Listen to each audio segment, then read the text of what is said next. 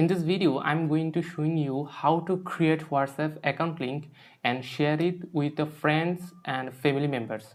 This process is same for iPhone and Android devices.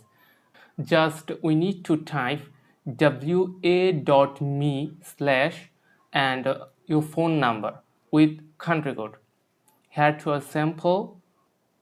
Let's do it practically.